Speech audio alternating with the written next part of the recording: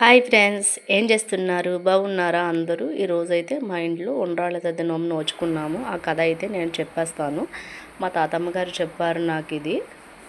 నేనైతే మీ అందరి కోసం చెప్దాం అనుకుంటున్నాను. సరే ఫ్రెండ్స్, కథ అయితే స్టార్ట్ చేద్దాము. ఒక రాజుకు ఇద్దరు భార్యలు ఉండేవారు. పెళ్ళైనది తొలి భార్య, రెండవది భోగమది. రాజుగారు ఎల్లప్పుడూ భోగమదాని ఇంటి దగ్గరే ఉండేవారు. ఒకరోజు భోగమది, నేను ఉండ్రాళ్ళు తది నోము నోచుకుంటానండి, బజారుకి వెళ్ళి సరుకులు తేవలను అన్నది. ఏమేం కావాలో చెప్పమన్నారు రాజుగారు. పసుపు గిసుపు, కుంకం గింకం, ఆకు గీకు, చెక్క గిక్క, బెల్లం గిల్లం, చేట గీట, పీట గీట, పప్పు గిప్పు కావాలి అన్నది. రాజుగారు నౌకర్ని సంచి పట్టుకుని రమ్మన్నారు. కొట్టు దగ్గరికి వెళ్ళారు. సావకారికి చెప్పారు. గీ అనే వస్తువు లేదు అని సావకారు చెప్పారు. ఉన్న వస్తువులు విచ్చేయండి అని అన్నారు రాజుగారు.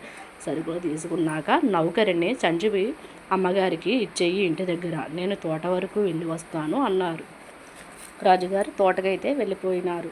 సాయంత్రం వచ్చేసరికి భోగమది రాజుగారిని అంత దూరం నుంచే చూసి వంట పాత్రలు వండిన మొత్తం నీళ్లు, కడిగి పెట్టిన నీళ్లు రాజుగారి మీద పోసినది. అదేమిటి, అడిగిన సామాన్లన్నీ తెచ్చి ఇచ్చాను, నా మీద ఈ ఎంగిలి నీళ్ళు ఎందుకు పోసింది అనుకుంటూ బాధపడుతూ భార్య దగ్గర అయితే వచ్చేశారు. భార్య అంత దూరం నుంచే రాజుగారిని చూసి, అయ్యో నా భర్త ఎక్కడో పడిపోయి వస్తున్నారు అనేసి గబగబా నీటి పెట్టి మడత బట్టలైతే తీసిపెట్టి శుభ్రంగా రాజుగారికి అయితే స్నానం చేయించారు.